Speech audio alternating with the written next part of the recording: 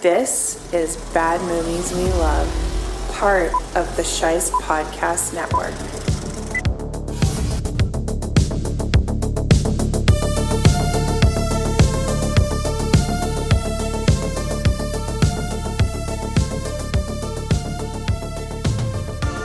Hello, Bad Movie Lovers. I am your host, Nick Scheist, and thankfully my voice has started to recover. But before we get on with this episode, I am going to use that voice to acknowledge all the listeners out there who contributed to July being the most listened to month of the show so far, and that's even with me taking a week off. I'm not big on self-promotion, shameless or otherwise, so that means that July has been the most successful month of the show so far because of you, the listeners, spreading the show via word of mouth. As you know, I believe that is the best way to help, so I just want to extend a sincere and heartfelt thank you to all of you who have supported this show and helped it grow by listening and enjoying it enough to tell somebody about it. Now that that is out of the way, we've got a great episode lined up for you today as my friend Shauna from Film Club and Sparky About Movies on YouTube joins me to talk about Paul W.S. Anderson's 2002 video game adaptation, Resident Evil.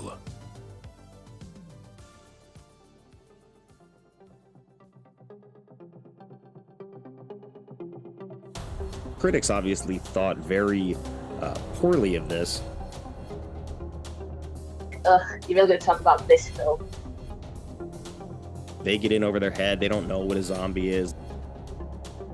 It's one of those films you can just stick on and just watch, and you don't have to take it seriously or anything. Okay, I'm not asking questions about that guy, he's got no skin on. What are these people? Bargain store Hugh Jackman. I want to kill everybody. It kind of feels more ahead of its time. Why did you get all excited and jump over the handrail if you're just going to back down to begin with?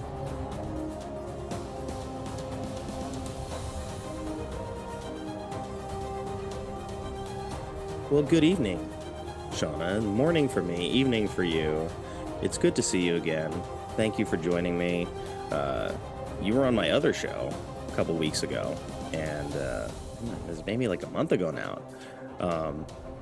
But this is the first time you're going to come on and do Bad Movies We Love. And you brought to the table a movie that, I have a particular affinity for because of my connection to the video game series. But that movie is the first Resident Evil, 2002. So, hello. And Hello. If you had to give the audience a sort of Cliff Notes version of why you think it is that people think this is a bad movie, what is that reason? Well, I think people particularly show this movie a little bit of hate is because it doesn't really follow the games as such. I guess it's its own kind of film, and it does its own kind of thing as it goes onwards throughout the whole series.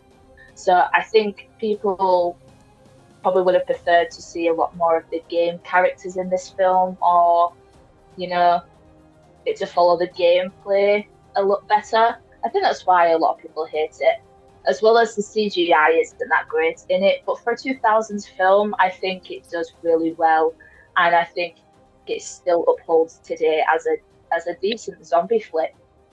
Okay, and you had mentioned to me that you've seen this movie 1,000 times, but what was it about like this movie that made you want to bring it to this show? Because it's just one of those films that kind of gets like that head shake from people. You're really going to talk about this film? It's like, yes, because it's great. It's so great. There's so much action in it. There's so much like zombies. It's so cool. And I think people look at it as if it's just, a regular film. It's not really anything to be excited about. But I want to talk about it because I think it deserves to be recognized as a good film. It references so much of the older zombie films, and it just works as today's film as well as it did back then. And I think people just kind of don't recognize how good it is. So that's why I kind of want to talk about it. Hey, fair enough. I mean, it has a decent user rating. IMDb has got almost 300,000 reviews and it's holding on to 6.6, which is solid. Not earth-shattering or anything, but well within the wheelhouse of movies where I would say I wouldn't be scared away by it having a 6.6 out of 10. Like I start to do the cutoff Mm-hmm. much further down than that. I think 6 is a pretty reasonably good score on that user rating scale. But it also Mm-hmm. has similarly a 67% Rotten Tomato score, but 35% tomato meter, 33% Metascore. So the critics obviously thought very poorly of this, and Roger Ebert notoriously hated this movie and basically gave away the entire film in his review just out of spite because he did not like the experience. And we'll look at a little bit of Ebert's review later when we go to Critics Corner. But I hadn't seen this movie probably in at least 15 years. I had played the games on PlayStation. It was like a game that I would go to Blockbuster and rent, and just like, okay, I didn't beat it in those 3 days. I'm going to rent it again and then play it again until I beat it. And this movie is very much, like you said, detached from the games in that it doesn't adhere to the story. It doesn't really follow the characters at all, at least not in this particular film. Some of the other video game characters start to get folded in after the events of this first film. But I guess I watched it differently, because going into it as a fan of the games, I was already going to see it regardless. So I had to at least check it out when I was in high school. And even though it didn't follow the beats of the games that I was hoping it would, it still like created its own identity within the Resident Evil universe, and it did its own thing, and I always had a good time with it, and I liked it uh enough to watch it probably several times between the time that it came out and the next like 4 or 5 years while it was on cable. But it's been at least probably 15 years since I've seen this, and I viewed it a lot differently this time.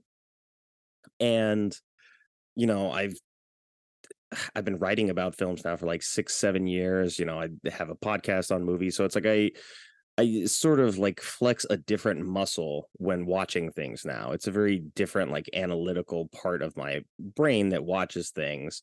And so it's like sometimes I'm plugged into that, sometimes I'm not. It just depends on how I'm feeling that day and like how into something I'm going to get or how critical I'm going to be or whether or not I can just kick my feet up and relax and have like good dumb fun. And I think this movie sort of lands in the dumb fun category, but I also looked at it this time much more in terms of none of the Resident Evil stuff, but specifically the sort of contagion aspect, the viral outbreak.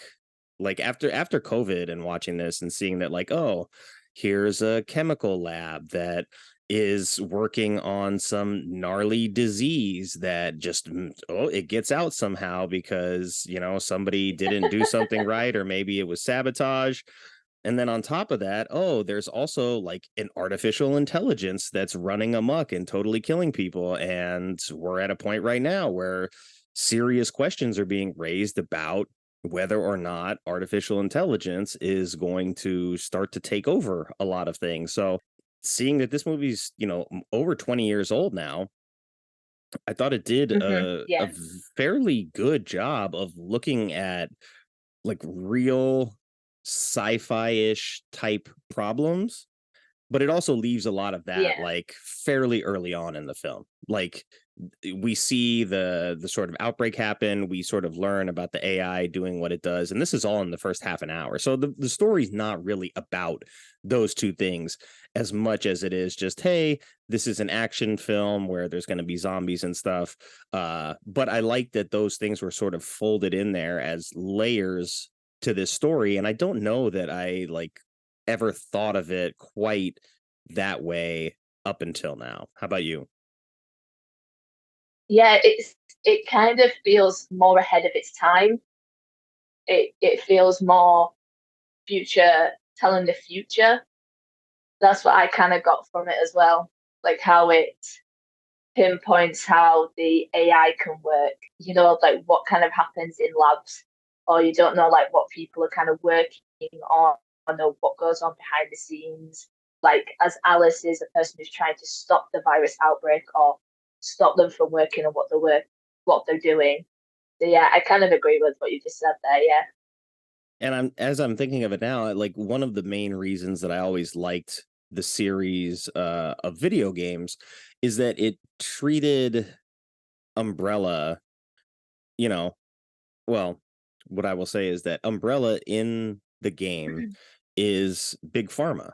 It's, Pfizer. It's one of these big pharmaceutical companies that is profit based and that makes decisions that hurt a lot of people, but it also is under the guise of like, oh, Umbrella's got the new antidepressant that's going to make you feel good. So underneath all that, they're working on special military contracts and they're doing all this shady stuff. And then also in the last like 5 to 10 years in the US, we've seen what's happened with big pharma companies pumping out opioids and creating this huge like dependency problem around the country. So I'd love that the game was willing to sort of give texture to the idea that uh this big corporate entity that is sort of like shiny and happy and clean on the outside can be doing all this like horribly dirty stuff under the surface.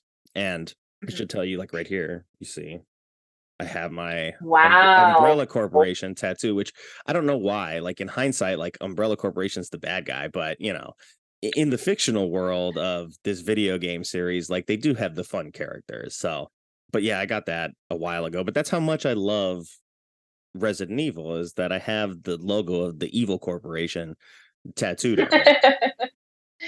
Yeah, and I will be honest, I've never actually played much of the games, but I'm just a fan of the film series in general. I just love how the films take on the story and how they've just told it their own way, and I just find the series pretty fun and enjoyable. That's why Resident Evil sticks out to me. It's one of those films you can just stick on and just watch, and you don't have to take it seriously or anything. Just have a fun time with it, like you said, a dumb fun time.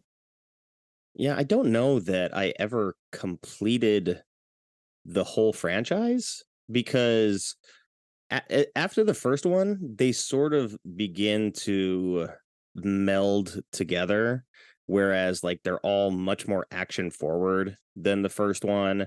Alice is like developing her superpowers, and Mhm. it goes from what apocalypse, extinction, afterlife, retribution, final chapter. So like I may have not even seen the Mhm. final chapter. I think I have because I'm a completist and I like the series enough to just get it there, but I would have to go back and watch it to confirm that, oh yes, this is what happened, because I know like okay, we start to realize that Alice is like very much super powered. She's her and Wesker are fighting in some of the later movies, and I don't know the exact details. It's all a little fuzzy, but I never watched any of them as much as I watched the original because I was like, I felt like the original, despite it not necessarily being connected to the game or having any of the characters I'm familiar with, it still was its own thing that I was uh, happy to enjoy as its own thing.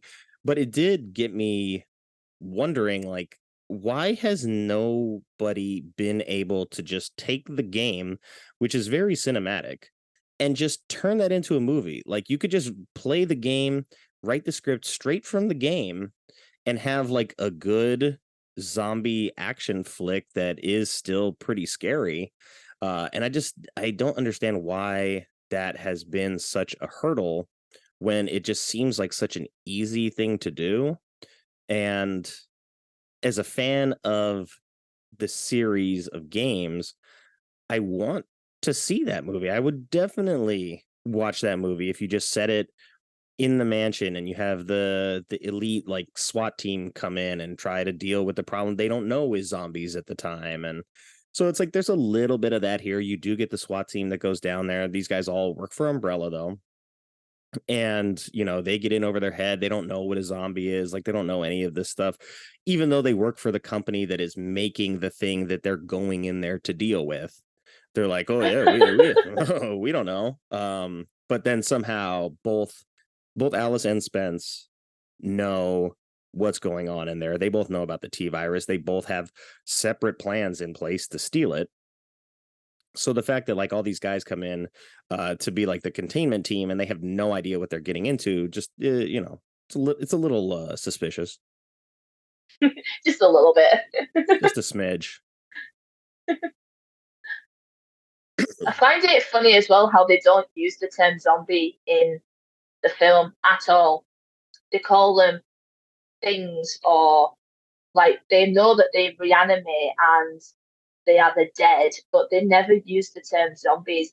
And I find that kind of bizarre because that would be the first thing I would call them, but it's never used. They never refer to them as anything other than dead people who can walk. They just sound so confused about it all. Yet they work for Umbrella and they know everything, but yet that part's so confusing to them. Like, what are these people?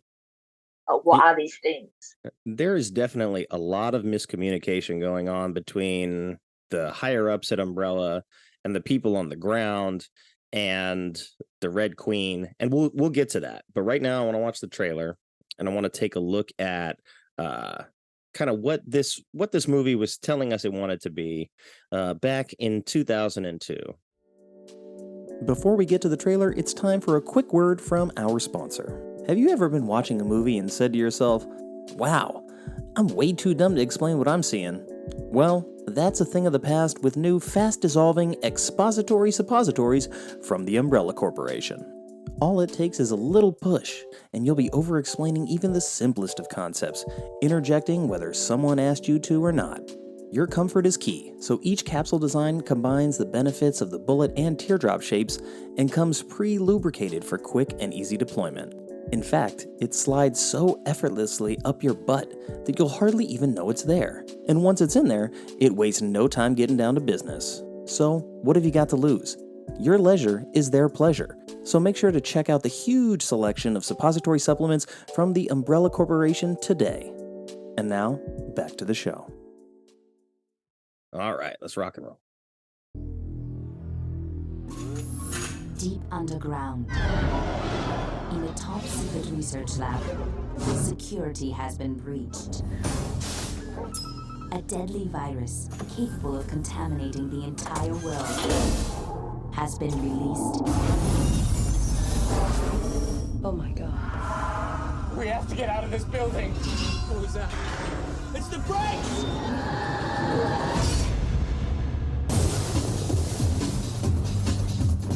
It's okay, we're here to help. Now, an elite team has been sent in to stop it. 5 hours ago, Red Queen went homicidal. Who's the Red Queen? State-of-the-art artificial intelligence. The corporation's keeping a few secrets down here. They're really explaining a They lot. have only 3 hours left before it begins infecting and mutating the whole human race. It's like, just in case you have no idea what the Resident Evil video game series is. You have to get out. Don't listen to anything she says. She's a holographic representation of the Red Queen. Maybe our only way out of here.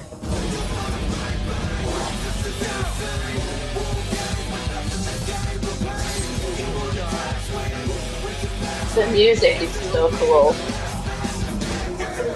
How is she still standing? She isn't standing now.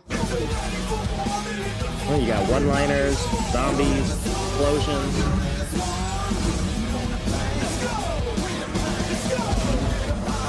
No one is immune.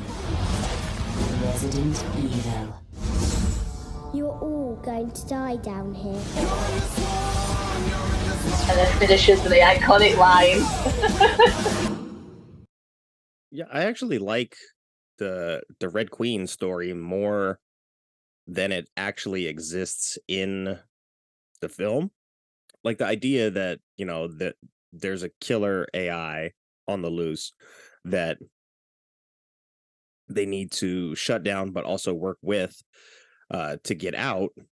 I'd like that sort of like the way that they have to bargain with the Red Queen.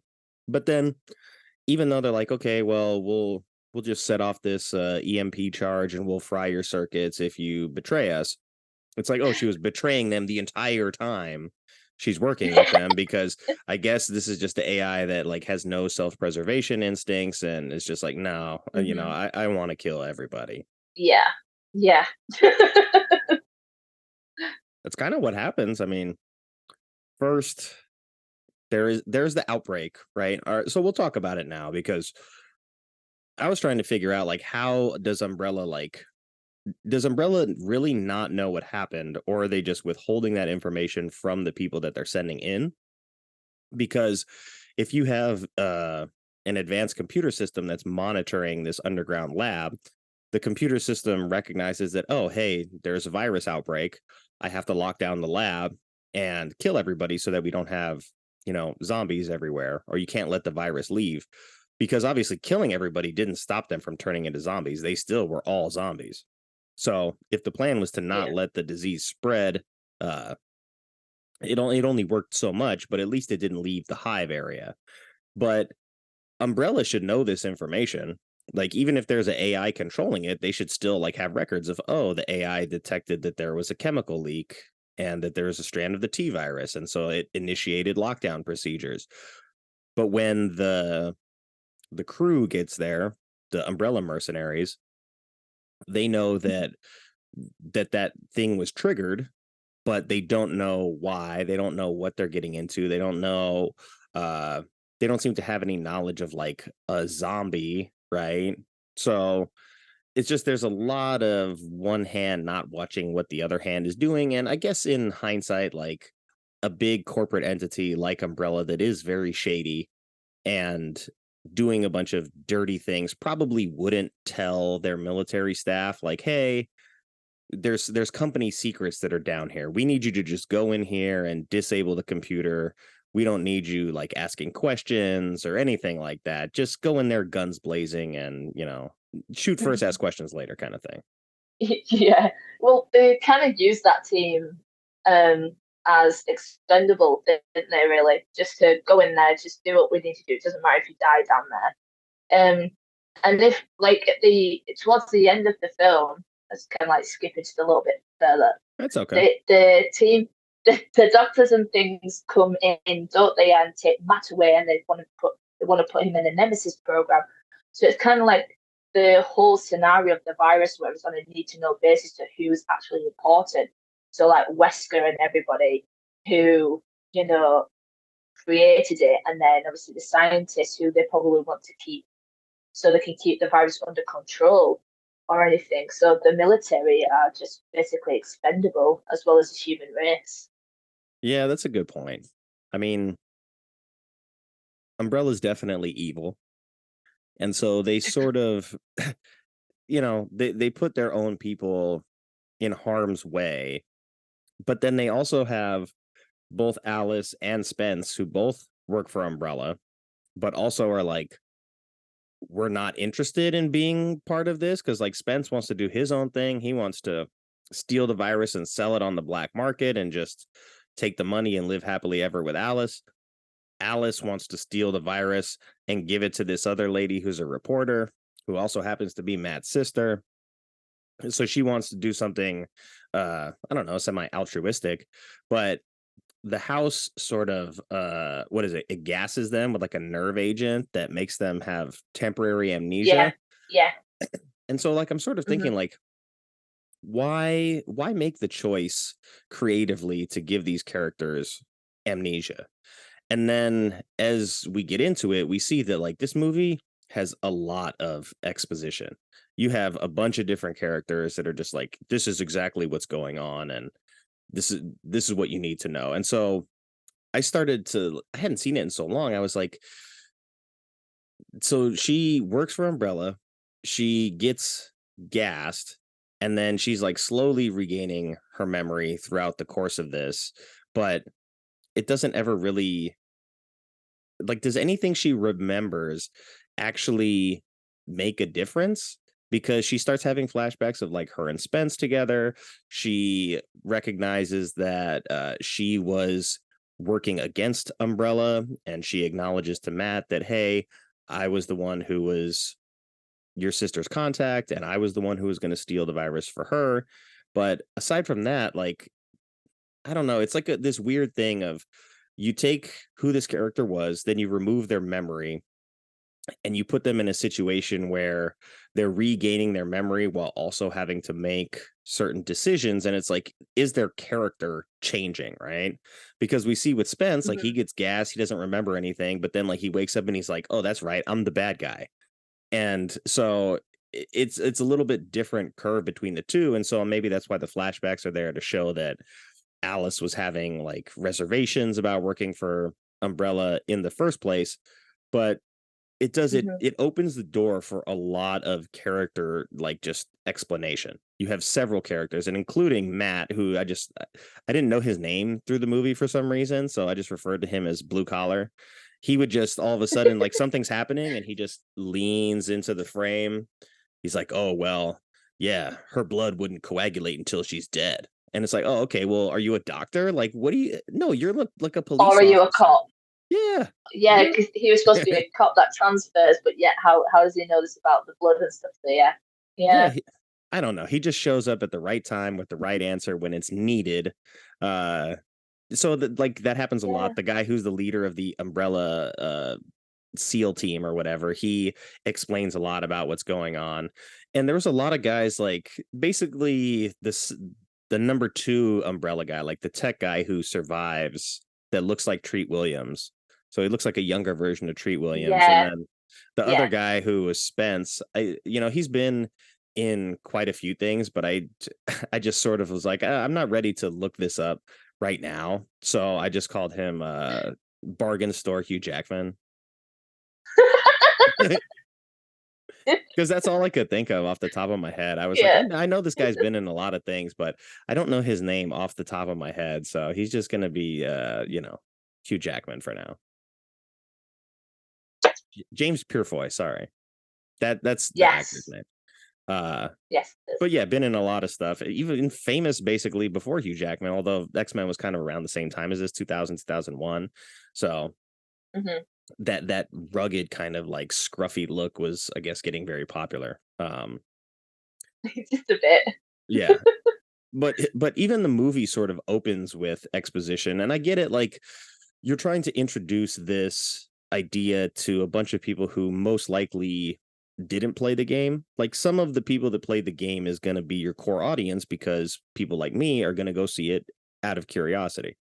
But you, like, it opens and we get, like, I think there's a voiceover, you're getting stuff on the screen that's like, here's exactly what, like, Raccoon City is, here's like what the T virus is, like, here's all like the key points you kind of need to know before we start the movie, just so you're not completely lost. But I think also, if you really, like, take a step back and you eliminate the exposition out of this film, and you sort of allow the story to be told just in what you're showing us, it's like, we'll see the virus outbreak, we'll sort of like understand the threat posed by the AI and by the zombies, we'll understand the value of sort of like black market weapons deals and stuff like that. These aren't like concepts that are so foreign that we couldn't get away with it. But I also understand that, hey, we're making a brand new franchise here, and we need to sort of like piecemeal it out and spoon feed some of the audience, just in case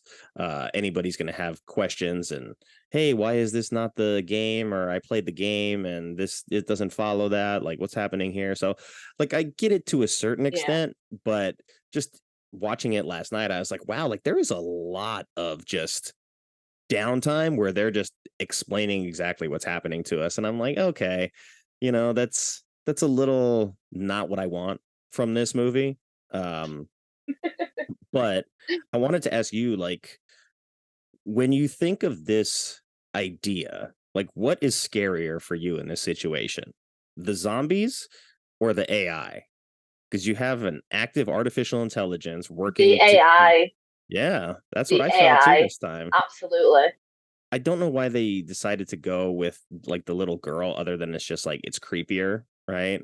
Like we wanted to be the Red Queen, but oh yeah, the guy who designed it made it look like his daughter. So it's like, yeah, it's extra scary because you have this like little AI child telling you like you're all gonna die down here, and she's lying to you, and she's manipulative, and it's like, whoa, okay, like you didn't have to do that. And uh there was supposed to be the other AI system, the White Queen, which gets folded in, I think, in one of the other movies, but didn't make the cut here. But yes, I found the AI to be much more frightening because it's sort of like omnipresent. Like the zombies, even though they move fast and they swarm and are overwhelming in certain situations, you kind of like get accustomed to like how to deal with the zombies. Meanwhile, like you're bargaining with the artificial intelligence. She's lying to you. She knows the entire layout of where you're going.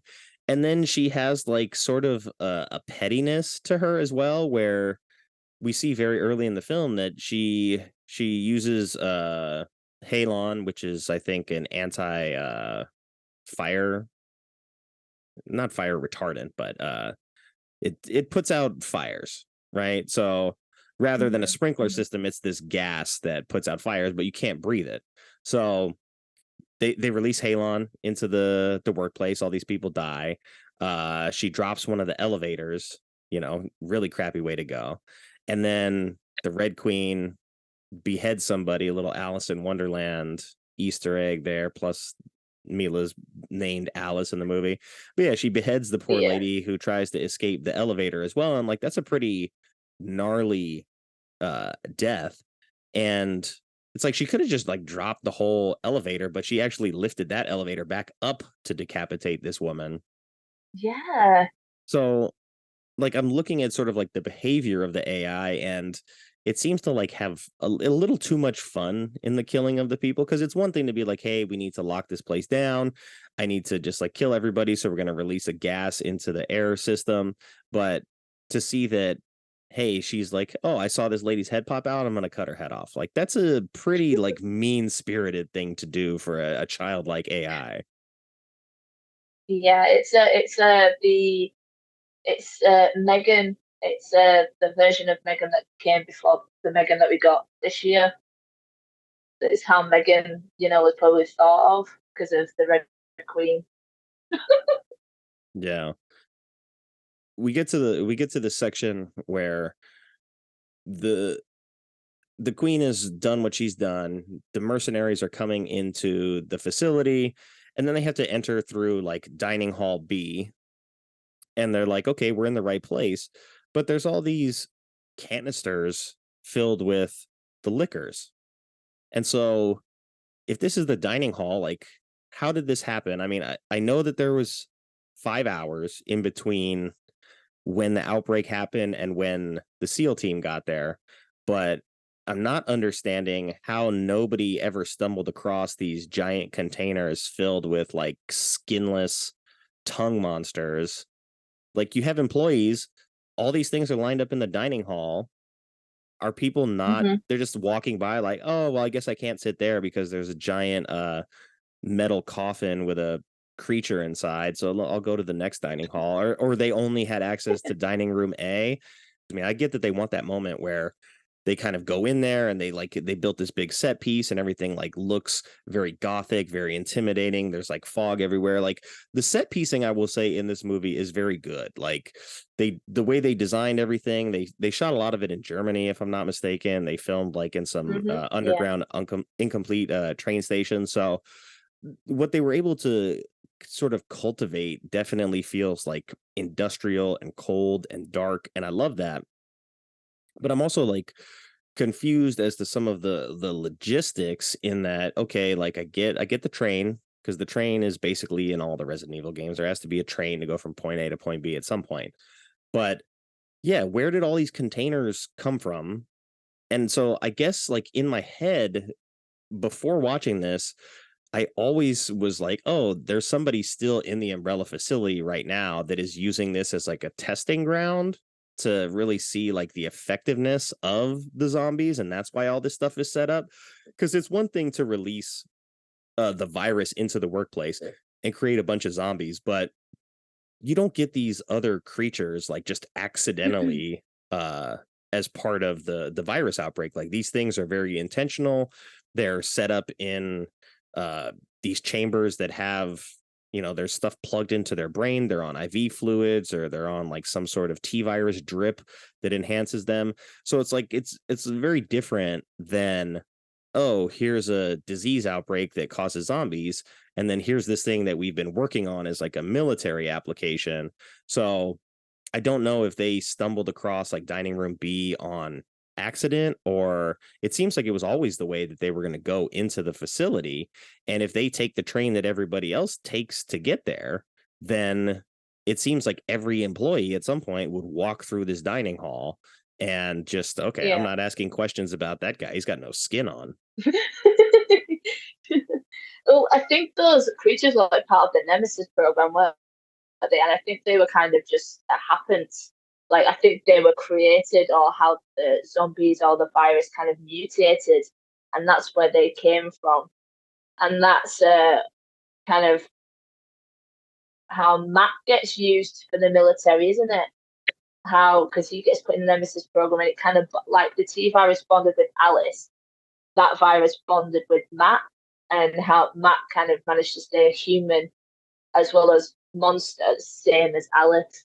So yeah, I find it weird how like it's in a dining hall, and it's of all places really to put containers of monsters in a dining hall. Yeah, it seems like it was a setup from the beginning. Like, because even if there was dining hall A, where all of the employees ate, right next door, you've got monster storage.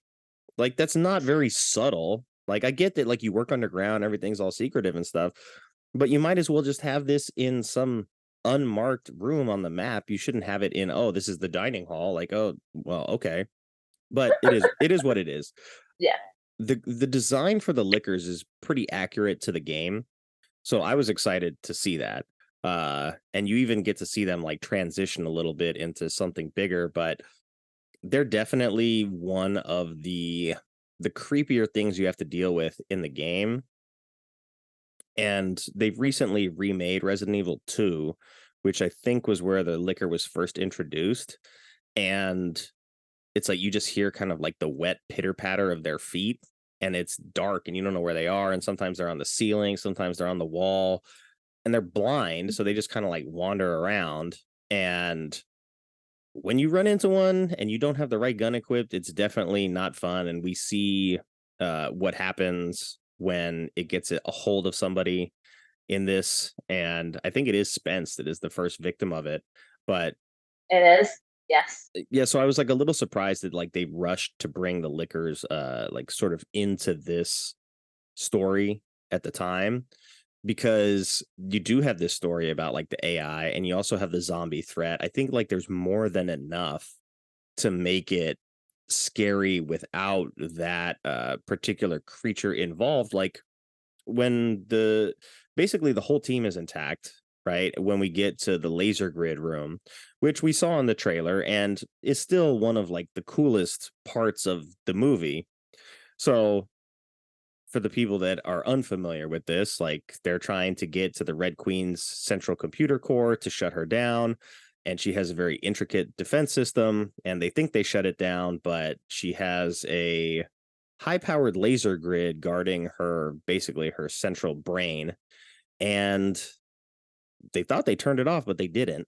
And the laser room just proceeds to eliminate like all of the mercenaries, and it cuts them down to like 2. So we go from a cast of like 7, 8, 9 people down to 3 or 4 really quick. Mm-hmm. And it even takes it beheads the one lady, it cuts off the one guy's fingers first, and then we get the leader of the SEAL team, and he's the guy who's given us a lot of explanation. He's the boss.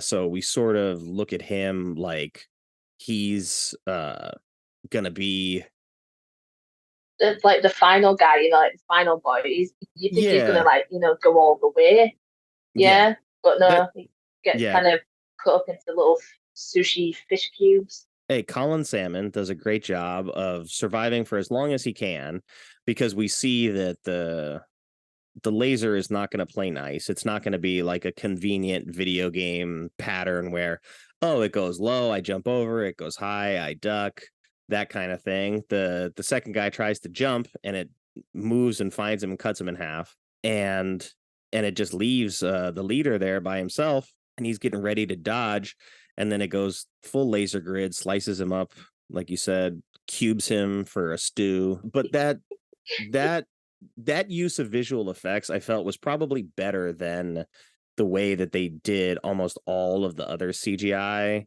in this film. Because I think watching it then, like, it was good, right? But CGI doesn't always age well. And I think the more that I've grown to appreciate practical effects in the time between watching this in the early 2000s and now, I think this movie really missed an opportunity to have good use of practical effects, because the set piecing is very good, but almost all of the makeup, which isn't makeup for most of it, almost all the zombie stuff is done digitally. So you see like half a face missing, that's like CGI. You see like weird bite marks, like that's CGI. The dogs, they're CGI. They even tried to do like some of the dog stuff practically, but I was reading that the dogs kept like eating the stuff that they put on them. So they did, yeah. So I just like the scene where the lady gets her head lopped off by the elevator, right? It's like it just cuts to black, and then we wake up and it's like, oh, now we're with Alice. Like what's happened down there has happened, and now we're moving on to the next part of the story. But you don't really, it would have been like such a good moment to like just see her head like come off in that moment and drop, because it's like this movie was rated R and it was borderline NC-17 at one point, which, I mean, there's not so much nudity in this movie that like NC-17 is warranted at all.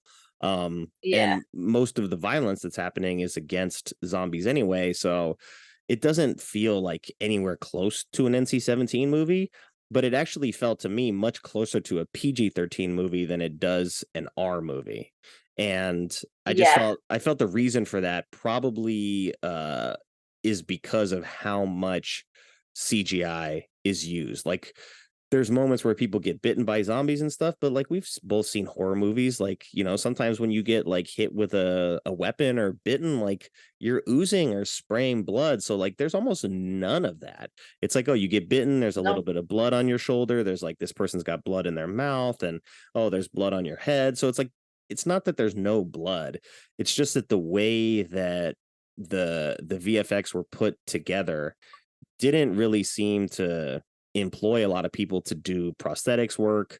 They even in what I was reading, it said that Milla Jovovich, like half of the scars and the little cuts and scrapes she had on her were just because she was doing all the stunt work.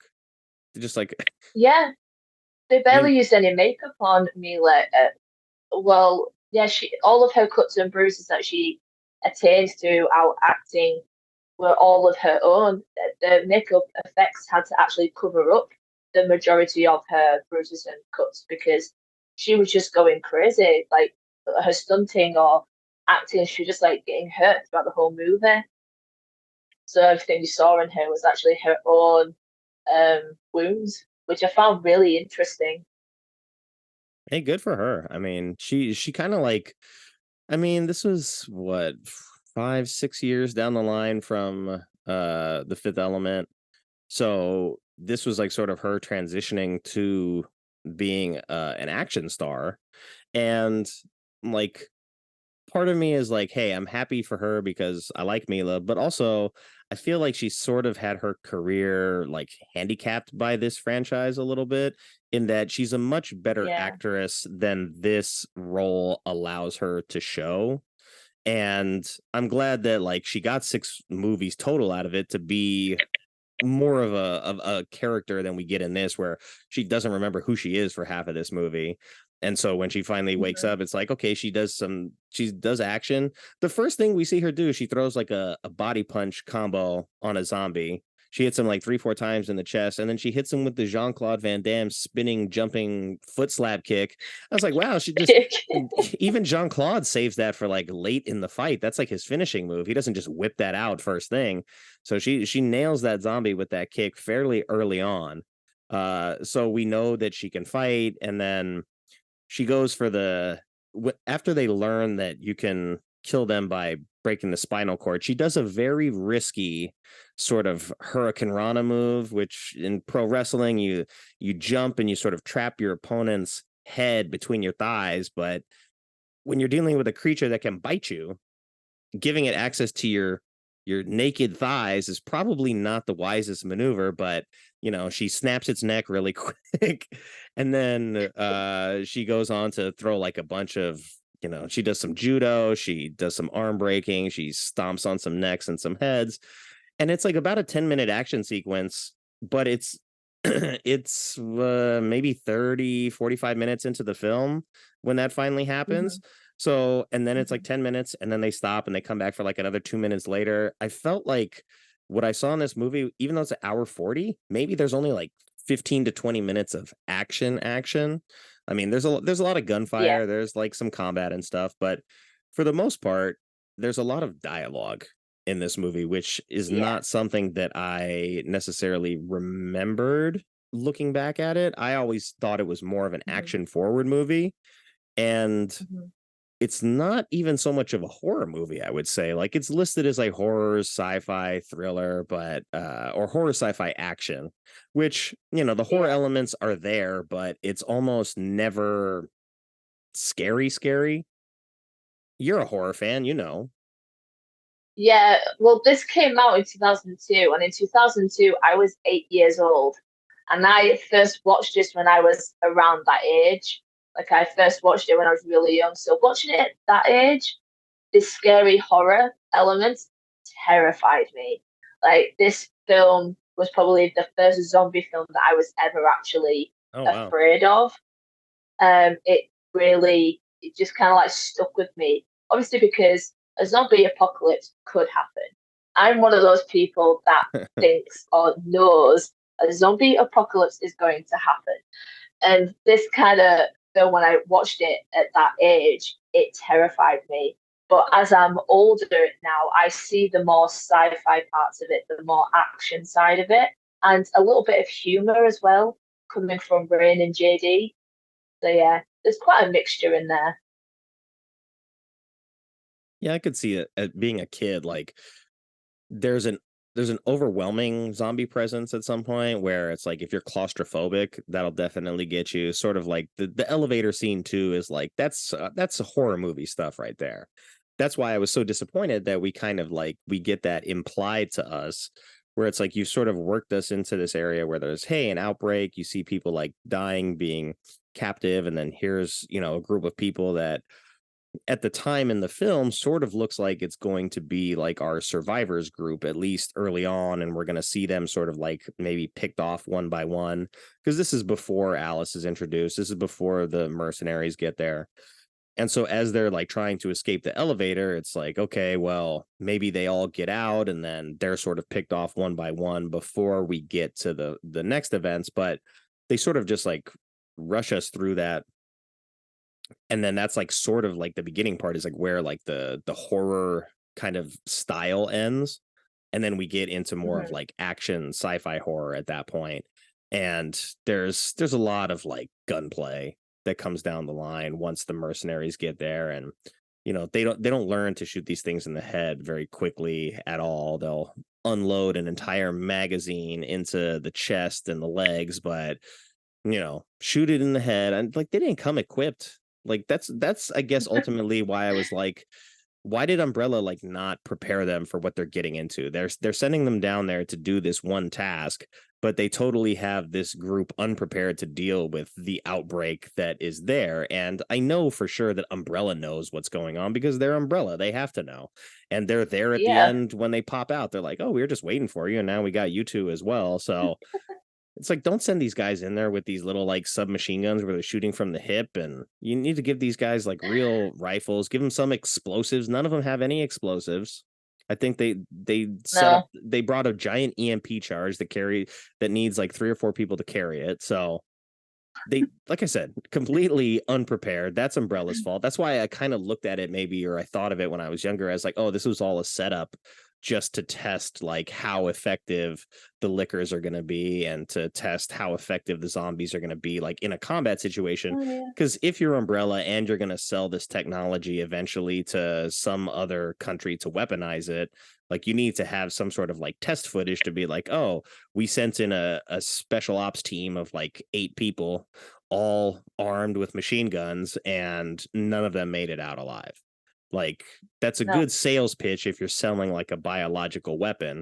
And in the games, you sort of get more of the intricate details of like, hey, Umbrella really is into like building bioweapons, and that's kind of like what bankrolls the glowy sunshine, white picket fence, public image of the company is these backdoor military deals. I just want to quickly go back to the elevator scene. There was a bit of trivia that I found. With JD in the elevator, it was originally supposed to be Rain that was supposed to die at that point in the film. But Anderson rewrote it. So Rain was the one that was supposed to be picked off first by the zombies. And JD made it to the end. But they switched it around and JD was the one that was pulled into the elevator. And I'm kind of happy with that rewrite because Rain's character is my favorite in that entire film. Like her attitude and like character is just so much fun to watch. So I'm glad that rewrote happened. Yeah, it was Michelle Rodriguez, almost her first really like breakout role, right? Mm-hmm. She actually asked her agent if there was ever a script for Resident Evil that she wanted to be a part of it. So yeah. And I mean, she is one of the better parts of this film, and like without her and Milla Jovovich in this film, like if they were as sort of like B-level actors as the rest of the cast mostly is, this movie would be a struggle. Like they do a lot of the heavy lifting of what makes the movie entertaining. So credit to both of them. And I mean, not to spoil one of the other movies, but I'm pretty sure Michelle Rodriguez's character comes back in some capacity in one of the other ones, and she's like fully She goes evil. back in 2. She comes back in 2 other ones. She goes back in 2, yeah. So, well, there you go. Actually, I think it's actually the same one, but she plays 2 different characters. I think. I feel like I need to watch all of the Resident Evil movies again just for posterity. But I never even watched like Monster Hunter. I did see Ultraviolet, which was Mila's other action movie that like came in the middle of all this, which I liked a lot, stylistically. And it's kind of like an extension of Fifth Element type stuff where it's like super colorful. She gets to have a sword and chop people up, and hey, it's fun. Good time. But since you're mentioning some trivia, do you want to do some trivia right now? It seems like you're prepared. Oh God. Okay, sure. I know some stuff. I probably won't know what you're gonna ask me. We'll see. I didn't know the answer to the questions that I was going to ask, except for one that I took my note personally and turned it into a trivia question. But let's do some trivia. Time for trivia. Okay, so there are 6 films in the Milla Jovovich version of the franchise. And hey, to their credit, they grossed over $1 billion combined. But including the animated feature films, how many total films exist under the Resident Evil umbrella? Pun intended. So there's the 6, then there's the Raccoon City, which makes 7. Then I only remember one animation, which is called Damnation, I think. And then I don't know. I was gonna take a wild guess and say like 9. No, I don't know. I don't know. I'm gonna say 9. I don't know. The That's my answer, guess. that's pretty close. And that's more than enough Resident Evil movies in existence, but there are 11 total. Like you said, there's Resident Evil 1 through 6. You know, the reboot, Raccoon City, that came out like a year or two ago. And then the animated ones are Death Island, Vendetta, Damnation, and Degeneration. And there was also oddly enough, a movie that was just made of the cutscenes from the video game.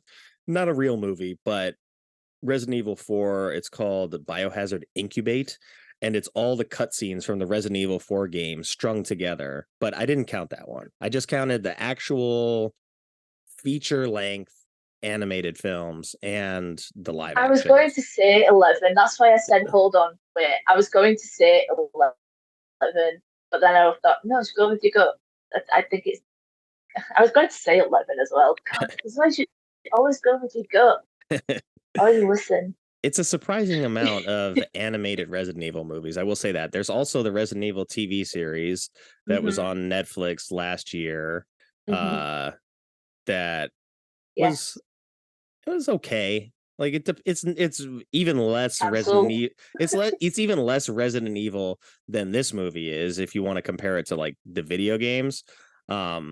So it's even further removed, but it is like technically labeled Resident Evil. There's also a 4-part animated mini series that is similar in style to the animated films that focus much more heavily on Leon's character, which is nice since I feel like they've never really done him justice on the big screen, at least in terms of live action films. But moving on, we go to question number 2. This was the second video game film adaptation by director Paul W.S. Anderson. What was the first?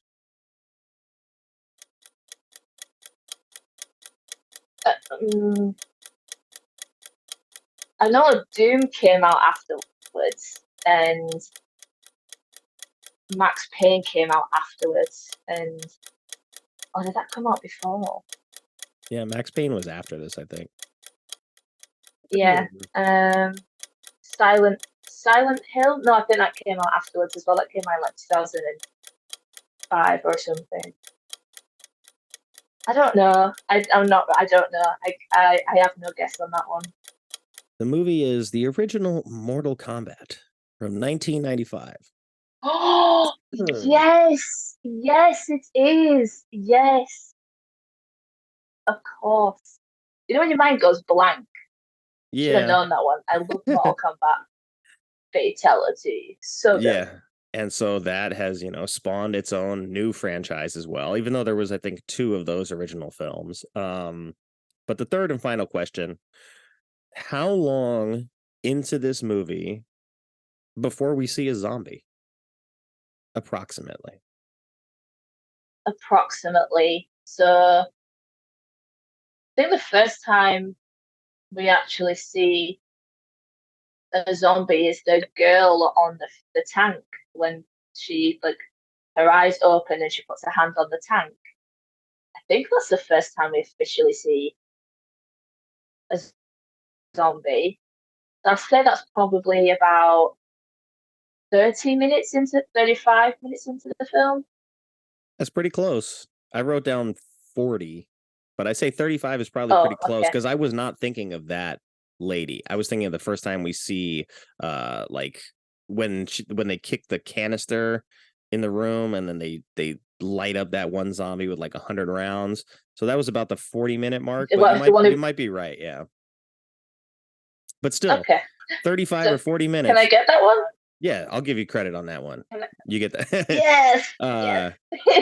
But I will say that that's a long time to go into a zombie movie without a zombie.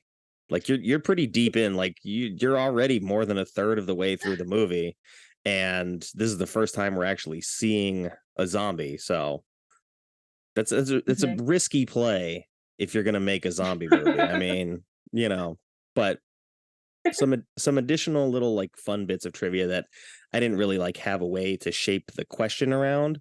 Oddly enough, during an interview in 2020, James Cameron said that this movie is a guilty pleasure of his. So we're not alone. Yeah. We got one of, the most successful directors of all time who says he likes this movie. So I appreciate that, Big Jim. Milla Jovovich and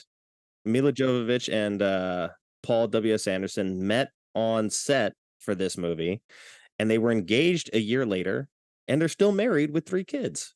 That's really sweet, and it's a long-lasting They are. Hollywood Yeah. relationship. Milla was previously married to Luc Besson, who is the director of Fifth Element. But they divorced in I want to say the late 90s, and then she met Anderson, and they've been married ever since. So good for them. Bless them. And so the commandos, when they go into the facility, there's a 3-hour timer before the facility locks down once and for all. And that's just a little Easter egg for the video game fans who, in the original game, you got exclusive unlockable content when you beat the game in under 3 hours. So it's oh, you beat it in less than 6 hours, you get this. Then you beat it in less than 5, you get this. And so that was kind of the replayability of those early games, was trying to speed run the game as fast as you can to unlock the gun that has unlimited ammo, so you can just unload on all the zombies. I think in one of them you get a Gatling gun, so you just carry around a huge Gatling gun the whole game. But it's a lot of fun, and it's been a while since I've tried to speed run any of those games, but I did it a lot with Resident Evil 2, that's for sure. But that concludes trivia. I'm glad that we got to have a couple little extra tidbits. I might leave that in, because it's I found this interesting, but I couldn't really make a question out of it. So I wanted to at least include the information in the film there, or about the film here in the trivia. There's a lot of cool trivia about Resident Evil, though, that's what kind of makes this film a bit more interesting to me, of how some things went into the film. The trivia I found quite interesting about it. So, and those are 2 extra things that I knew about the film. I want to ask you, in watching this movie last night, I felt like the whole thing was almost like a setup for the sequel. It feels very, there is action, but it feels like there's just not a ton that actually happens in this movie. There's the outbreak, the SEALs come in, we get the resolution, and then it just sort of ends in a way that leaves it ambiguous and opens it up for a sequel. But it's kind of risky to make your movie end with a sequel opening in mind, not knowing if you're gonna really make enough money to finance a sequel, or if there's even going to be any demand for a sequel to begin with. And so it I was trying to pin it down, because as a fan of the games, they're not really touching on any of the really fun stuff from the games. Wesker's not in this movie. You don't get to the Nemesis program until after this movie. Stars, so Chris and Claire Redfield, Leon, a lot of the iconic characters are not involved in this story at all. So you're really sort of just priming the audience for what potentially this franchise could look like. And I don't even know if Leon pops up in any of the live action movies before the reboot. I don't know if he's in there. I don't know if Ada is in there, but they add a lot of extra characters in along the way. They are. I'll have to go back and check that out. But we get a guy in Matt who he ends up, becoming the Nemesis character in the sequel to this. And what we see sort of happen to him at the end is he gets scratched by the liquor creature, who is sort of the final boss, I guess. It's the best way I can put it. The evolved liquor creature that they fight on the train is basically like the final boss of this film. He gets scratched, gets infected, and he ends up becoming the primary antagonist, I guess, in the next film, or at least like the primary like creature antagonist in the next film, because I think Wesker gets introduced in the second film as like the guy pulling all the strings. He's the wizard of Umbrella's Oz. But this guy, like Matt, he's not a character that's in the games to my recollection. And he sort of serves like a weird purpose in this series, in that it's his sister that works at Umbrella, right? Or his sister, Yeah. she's there. So I assume she works there, but she was like a reporter that went undercover because he was a cop and his backstory would get blown. So they needed to make sure that the sister was the one who went undercover. But his whole thing is very weird. I feel like you could almost like eliminate his character and still be basically have the same movie. But he has one of my favorite scenes in the movie, which is really just dumb, but it's Spence finally, like, he's woken up, he's got his memory back, and he's like, oh yeah, that's right, I'm the villain, and he pulls a gun on everybody. And so this guy, Blue Collar, he's standing up on the steps, and he does that thing where he sort of grabs the handrail and like launches himself over the handrail into the face of the guy with the gun, like he's gonna do something, and then the gun gets pointed in his face, and he just, okay, well, I'm backing down now. It's like, well, why did you jump? Why did you get all excited and jump over the handrail if you're just gonna back down to begin with? What are you doing? You're right. Yeah. And then you have Alice, who just completely stares down the gun and follows Spence out of the room, like completely different characters. Matt was just kind of there. But there was a thing I found thing with Leon's character in the Resident Evil games. Wasn't he a cop? Yeah, so in Resident Evil 2, Leon is like a rookie cop who's transferring to Raccoon City, and then he shows up sort of like as the events of Resident Evil 1 have begun to spill over into the city.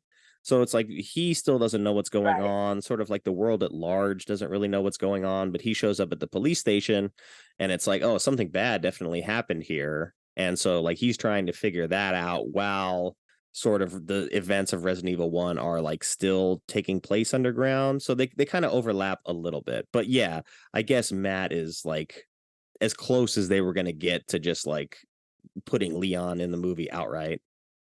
Yeah, I think that's what they were trying to do as like a reference to the game or something. Like Matt's his rookie cop, like Leon was, but like just a different name.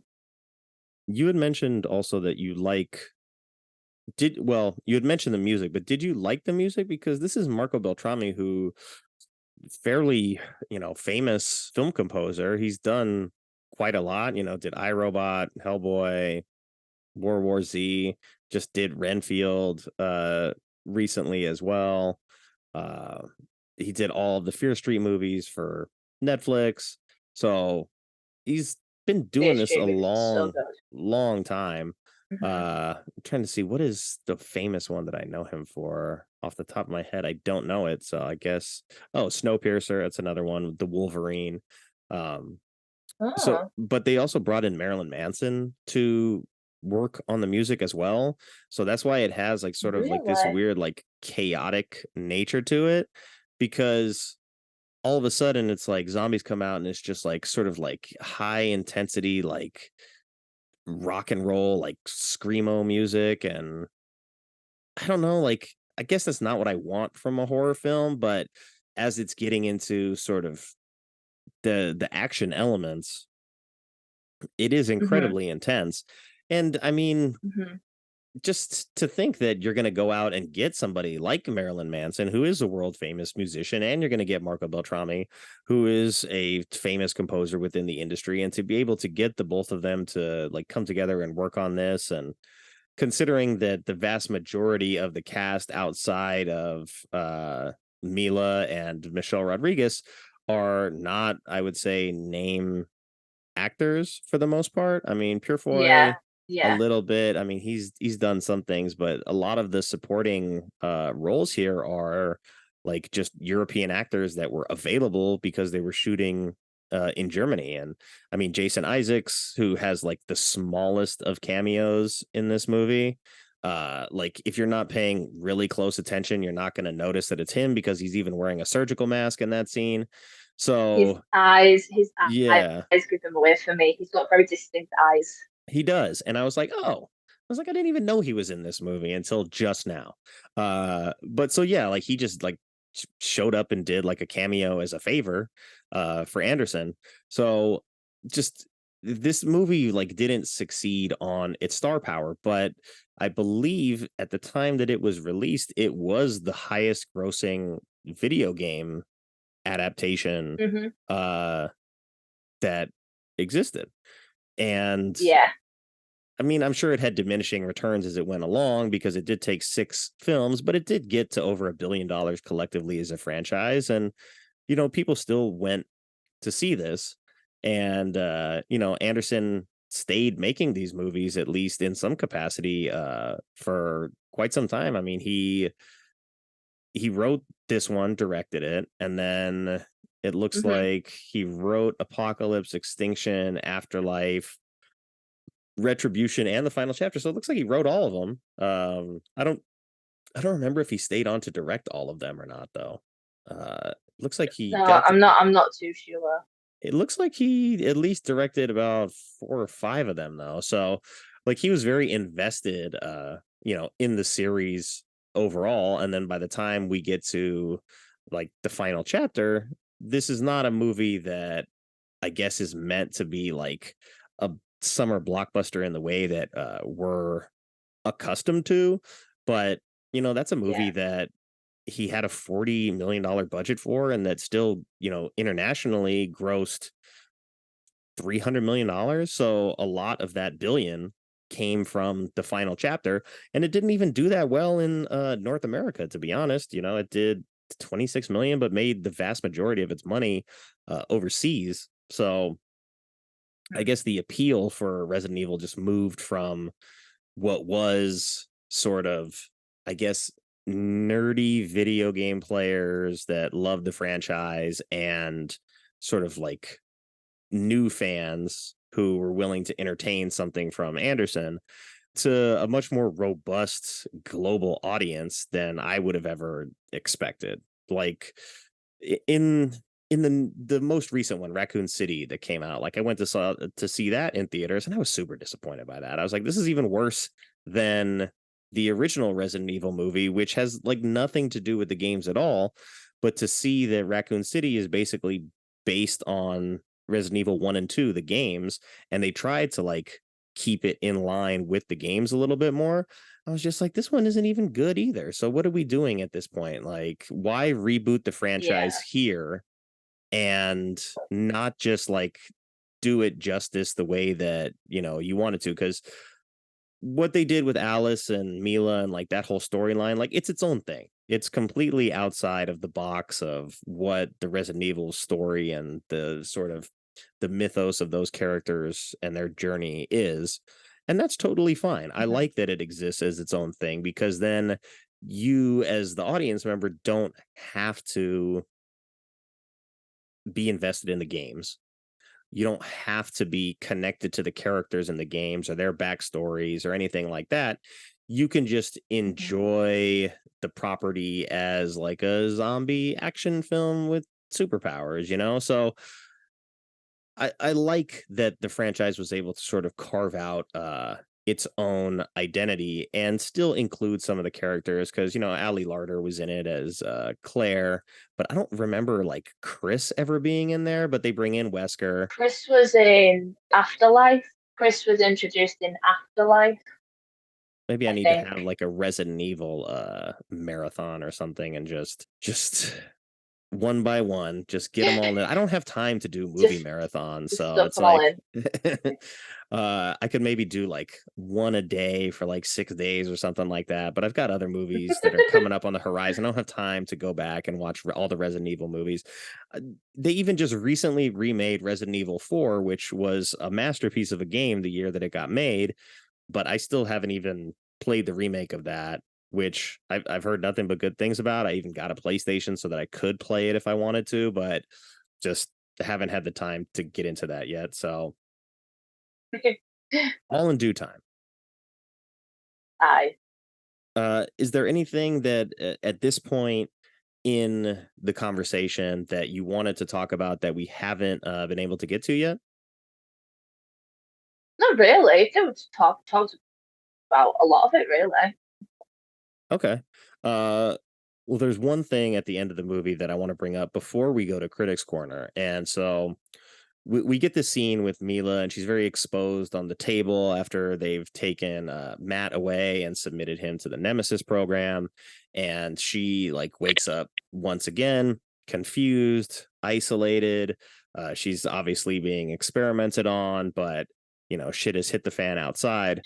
But there is like she's locked in a room, and there's a swipe reader, like you would swipe a credit card, and she just takes some bloody needle off of the table that was plugged into her head or her arm or something, and she just starts jamming it into the swipe machine until somehow it overloads the machine and unlocks the door. And I'm just thinking, I'm like, of all the ways that she could break out of here, like this is really the one that they decided to go with, is that you jam a needle into some magnetic lock and it just happens to bust it open so she can get out.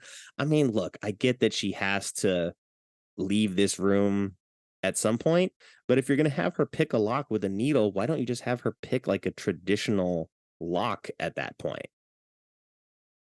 I guess you want it to look fancy, and it's like, ooh, you have to have like a key card in order to swipe this, which is very, very common in Resident Evil. But you know what? So are regular keys. Like in the first Resident Evil game, you got to collect like the spade key, the club key, the heart key, diamond key, and all those keys unlock different rooms, and you got to like go back and forth all over the mansion to sort of like retrace your steps and find the key that you need to go to the room that you need. And this is very, very common in Resident Evil. So the idea that like introducing some sort of swipe key like makes sense, but I don't know. You see somebody like walking in the background of the laboratory as well. Like, I don't know if that's supposed to be a zombie or if that's like Wesker just observing. You never know because they don't reveal it. But no, she ends up stumbling out onto the streets. Like she's mostly naked. She's got a very strangely shaped hospital gown on that, I guess it's open on the sides for ventilation. But she grabs the shotgun, and then she's sort of like standing there alone in the street. And the reason that I felt, I guess, that the whole first movie was a setup was because it's like that moment in the movie right there where she gets the shotgun and she's in the street. I'm like, now this is the movie that I want to see. Like her just in the street with the shotgun trying to survive. Like this is what I actually want from this movie. But I don't even think the second movie really like hangs out there too long. It moves through that pretty quick from what I recall, but it's been even longer since I've seen the second one. Well, the ending to the first movie had so many alternate endings before it actually fell on that one.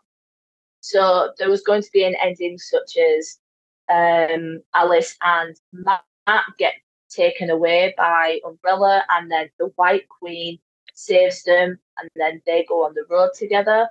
Or there was another ending where Matt corners Alice in the room, and then the screen cuts to black.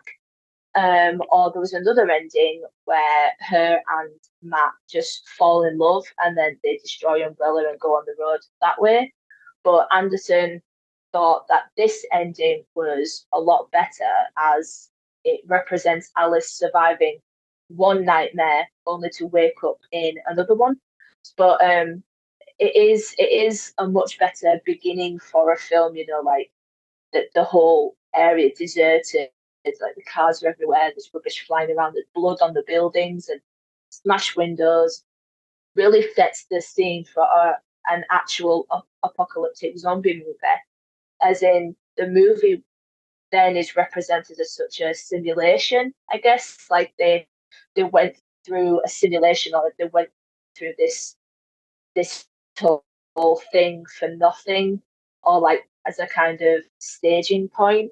So I kind of see how you mean a setup now, but the ending for it is cool. I'm glad they went with the ending that they did right up, and not the other ones where like they fall in love and stuff, because that would just make it a romantic horror, and I just no, just no. Well, I think for me, like in Resident Evil 2, what made that game so appealing for me is that I liked the first one, but the second one puts you outside in the city a lot more.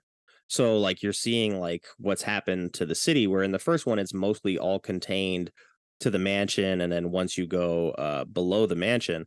But in the second one, like it's much more in the city. I think Resident Evil 0 is also very much like set in sort of the busted down city. There's, you know, cars on fire, there's roadblocks, like you're exposed to a lot more zombies at once.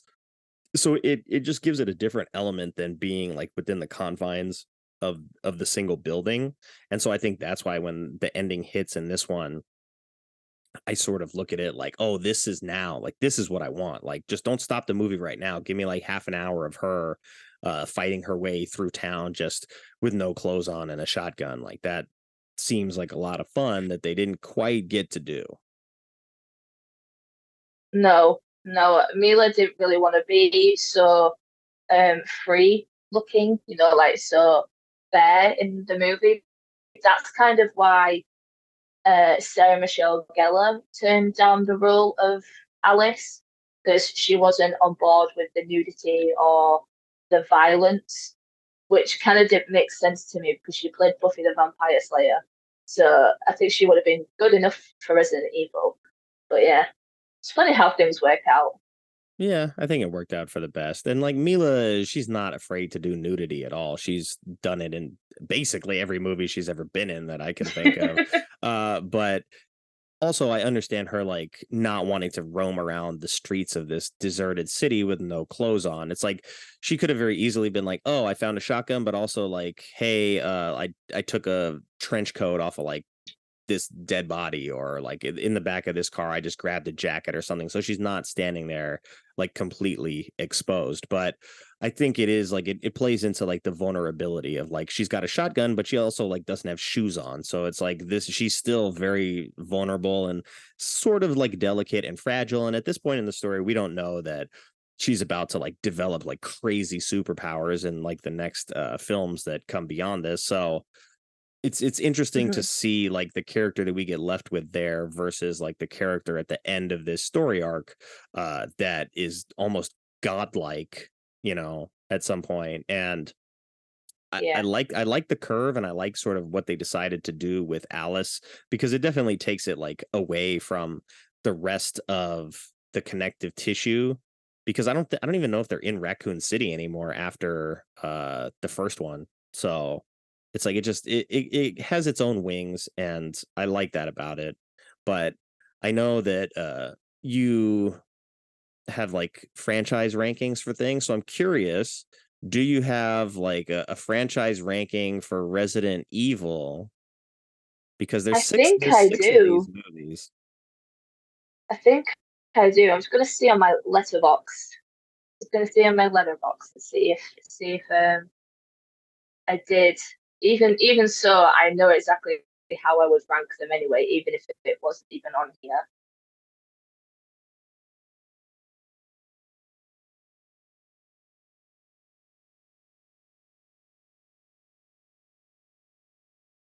There we go. Let's see what we've got here. Yeah, I think all the movies give different, like, different vibes. So it'd be funny to see how. No, I don't have a list actually. I haven't made one yet, but I know exactly how I would rank them. So first, obviously, would be Resident Evil, because the first one is just how it all started. It's just like my go-to probably comfort action zombie film. Second, I would put Afterlife because the opening sequence to that one is just fantastic. After that, I would put Extinction because I just like how Alice's powers are more kind of brought to the surface in that one. I think after that one, I would put Apocalypse because the ending to that one's very satisfying to me. Very satisfying. And then I'd put Retribution next and then the final chapter last. Okay. So that's one. That would be my ranking. 1, 4, 3, 2, 5, 6.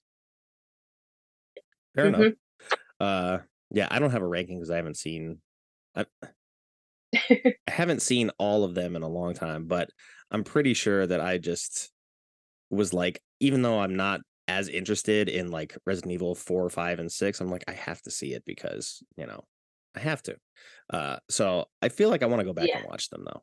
But I feel like now's a good time to go to Critics Corner and we'll get to read the terrible, terrible things that the critics said about this movie. And we're going to start with Salon Magazine. That's Stephanie Zacharek. She gave it a 10 out of 100. And she says, mildly grisly, assaultively noisy, and tremendously boring.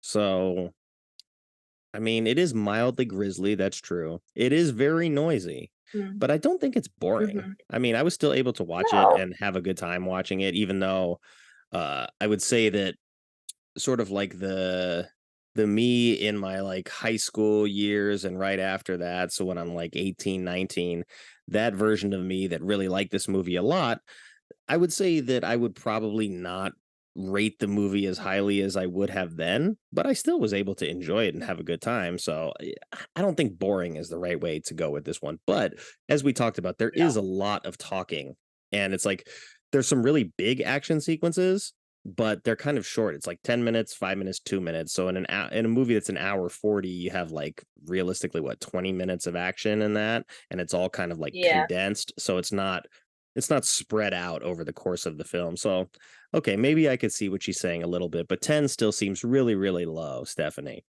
Yeah, but very low. Now we get to go to Roger Ebert. Chicago Sun-Times, he gave it a 25 out of 100. So that's on his scale, that's a 1 star out of 4. He said, this movie is Dawn of the Dead crossed with John Carpenter's Ghosts of Mars, with zombies not as ghoulish as the first and trains not as big as the second. The movie does, however, have Milla Jovovich and Michelle Rodriguez. So, like he said, without the two of them, this movie really like would suffer a lot more, I think. But he's saying like, hey, it's a cross of Dawn of the Dead and John Carpenter's Ghost of Mars. Like, yeah, I like that. That's why I saw this movie in the first place. And like Ghost of Mars is one of those movies that, even though it's bad, definitely a guilty pleasure type of movie that could be on a future episode of this show for sure. I mean, Ice Cube in space, like, of course. Absolutely. Okay, so we got, let's see, 2 30s. We'll go to a 38. That's kind of in the high end of the low spectrum, and that's the Globe and Mail in Toronto. That's Rick Groyne. He says, while computer games can boast an abundance of nifty graphics and odious villains and plucky protagonists on long journeys, they're invariably a tad wanting in the cinematic essentials. Stuff like plot and characterization and theme. I don't think he's necessarily wrong about that, but no, like sort of what we talked about with like the refusal to just adapt the video game as is. Like, the games are very cinematic, and sure, it's like, yeah, a lot of it is like you work hard through the game, like you're playing through, and then you get to a certain point where it cuts to like a CGI little movie, the little cutscene, and that's where you get some of like the character building, the dialogue, the essentials of like the story that you're playing. So it's like you're really like racing from cutscene to get the story, which is probably why that one version of the movie, quote unquote, exists, where they just strung all the cutscenes together. But I think over the course of the video game, like you're feeling the environment more, so you're getting much more of like an immersive experience in the world than you would by watching this movie. But you know, there is a plot. There it is a little light on characterization and theme, but really there's only like three characters that matter. It's the guy who's the bad guy, Spence, Milla, and Michelle Alice. Rodriguez. Yeah, like the three of them are the only Yeah. ones that really have to have characters because they're doing all the heavy lifting. Like, here's the one you cheer for. Here's the sort Yeah. of like bad guy who you also cheer for in Michelle Rodriguez. And then here's like the bad guy that you don't like because he's a prick. Yeah, I don't get sometimes why they stray away from source material, especially if you're adapting from like a book or a movie, a game into a movie. The source material is already there to help you and guide you. Use that and maybe expand on it, or maybe cut something out, change something minor or to make it your own. But to stray away from it completely, it's a very risky take. It is, but I still think that the comparison, like he's saying that like while computer games can like have the nifty graphics and all these things that are part of the game, those things like don't translate into the cinematic essentials. And like to me, this is spoken like somebody who has not actually played the Resident Evil games, because if you did, you would realize that the games do have a very strong cinematic core, and that's what makes them appealing. So the idea that like to just like brush it off that way is kind of like, okay, you don't know what you're talking about, Rick, but it is what it is. Sorry, Rick. But you are incorrect. Go play some Resident Evil, bro. We've got, let's see, USA Today, Austin Chronicle. I like the Austin Chronicle one. Mark Savlov. This is a 50 out of 100, so still not glowing, but what he has to say is nice. Better. It says, "Is this the future of horror or just some bizarre fluke? Don't ask me. I'm having too much fun to care." Which is crazy. How can you have so much fun that you don't care, but you're also like, "Meh, I'm going to give this a 50 out of 100. Like, this was so much fun, I gave it a 5 out of 10." Like, that makes no sense to me. Like, if you have so much fun at a movie, why would you ever come out after that and be just like, yeah, that movie was mediocre? Like, you're having fun, just enjoy the having fun part. uh Yeah. and then let's see, we'll go to Baltimore Sun, which is the highest review on the board. That's a 63 out of 100. That's Chris Kaltenbach from the Baltimore Sun. He says, about as good as the genre gets. And I don't know what genre he's talking about, but if he's talking about video game adaptation genre, then he might be right, because at the time that this movie came out, there wasn't a ton of video game adaptations before this. It was like there was Mortal Kombat, there was Street Fighter, there was like Super Mario Brothers, which is definitely a bad movies we love kind of movie. There was Double Dragon, which, oh, that's not good either. But yeah, so I guess in terms of like adapting a real like video game property to live action cinema at this point in history, this probably is about as good as it gets. And he gave it 63. Yeah. That's pretty close to like what the user score is at 6.6. So I'm happy with that.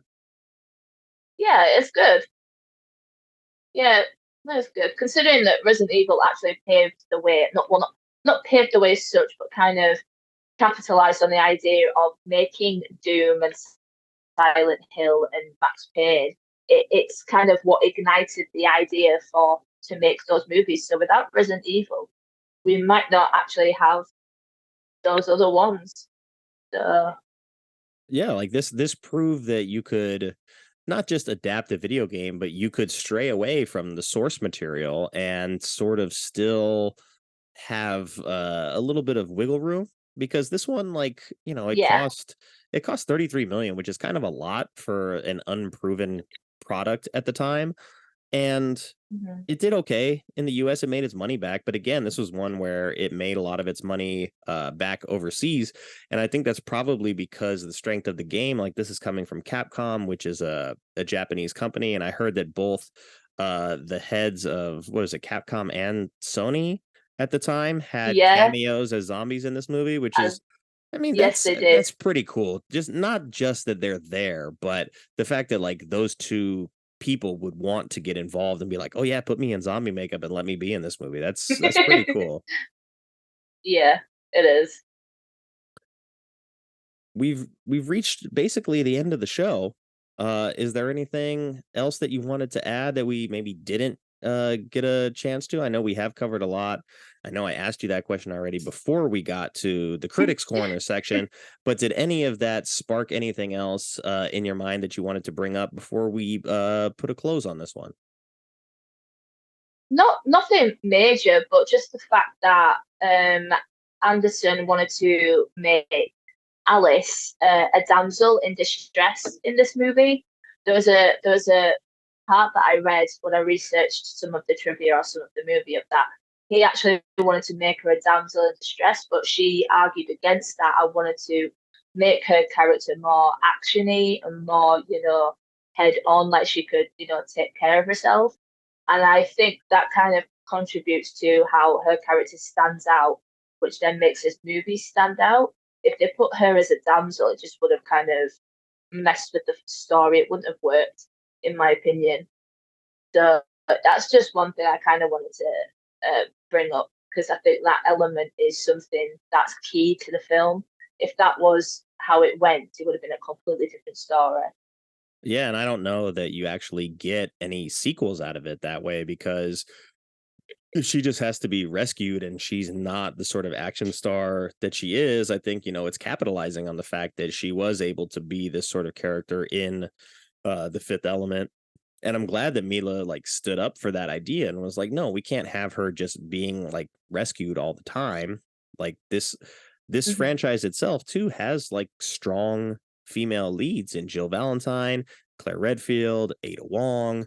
I mean, there's a lot of strong females that are action oriented and are the heroes in this series. So yeah, to reduce her to Mm-hmm. just the sort of damsel, and well, I guess Matt would have been the hero in that case, but I mean, thankfully he's not, because I mean, I don't want to like, dunk on kick a guy while he's down or anything, but like he just doesn't have the charisma to carry the movie in that way. Eric Mabius. No, No. no offense, Eric Mabius, but there's a reason that Mila Jovovich is a movie star and you are not. And it's not a personal attack on you, but she has the it factor. And I think it was wise to make the investment in her and let her sort of like guide where the character is going to go, because she sustained this franchise for 6 films and it grossed $1 billion. So I mean, I'm sure she was collecting like Yeah. fairly decent paychecks. And like I was telling Kristen last night, I was like, I really wish she would have been able to like do some more different kind of character work, because she did like The Fourth Kind, which she was good in. Yeah. A Perfect Getaway, which I love and I think is like super underrated in her catalog as That's well. on my watch list. That's on my watch list. I haven't seen it yet. That's a good one. But yeah, she just didn't like get to do too much of that because she was doing a lot of this. And then by the time that the Resident Evil series sort of like dried up, it's like now she isn't left with as much availability because, she's when this, let's see, 2016 was the last Resident Evil. That's 2016, started in 2002. Mm-hmm. She's 15 years older than when she started doing the original set of movies. So, you know, she does have a lot of like smaller roles in like Three Musketeers, and she was in Zoolander too, and she guested on Robot Chicken, and she was in Hellboy the remake, which I have still not seen, but Monster Hunter to me is the one that I looked at and was like, this is basically Resident Evil again, just with monsters instead of zombies. And I still haven't seen it, but it is directed by Paul W.S. Anderson, and it stars Milla It is a good Jovovich. one. Yeah, so that's one that's been on my watch list for a while. Plus, it has Tony Jaa, Ron Perlman, which I've been fans of theirs for a long time too. So I get Hellboy, I get Ong Bak, I get Milla, all rolled into one. So I'm looking forward to that, but I still have yet to see it. It's a good one. I've seen it. I think you'll enjoy it. Oh, so yes, the last question. I don't know if this was going to be the answer, but so for people that have maybe never seen Resident Evil, or people that have seen Resident Evil and like it and are looking for similar films, what's a good comparison film that you would offer up?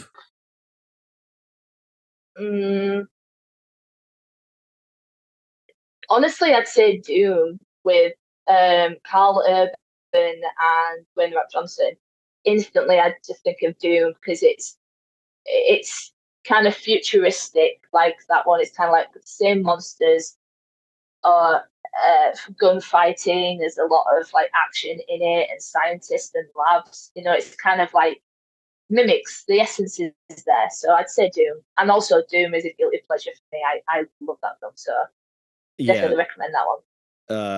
That's a really good one because tonally, like the way that the movie is sort of like structured and sort of like the feel of it, it's very much in the same wheelhouse. Like it is sort of horror, but it's more action, sci-fi oriented. You do get the big team of guys that come in and get in over their head and get picked off one by one. But yeah, you also get Rosamund Pike in this one. So you have a really good cast. But Doom is definitely in the same wheelhouse and probably would end up on this show at some point as well. But because it was mentioned in one of those earlier reviews, I think Ghost of Mars is also a good sort of like gateway drug if you want to get into Resident Evil, or if you've never seen Ghost of Mars but you like Resident Evil, it's worth giving Ghost of Mars a shot.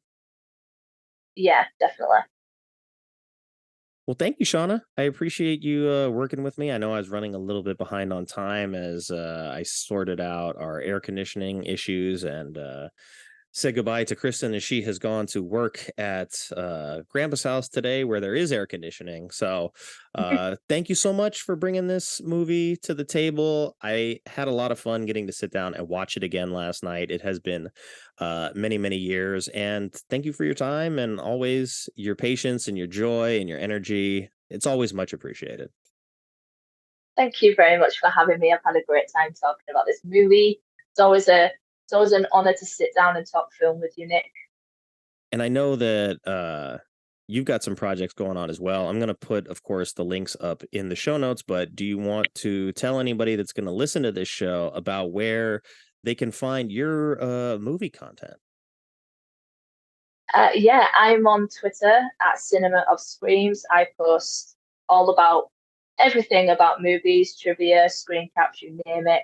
And I also do plenty of reviews and lists about movies on YouTube at Sparky About Movies.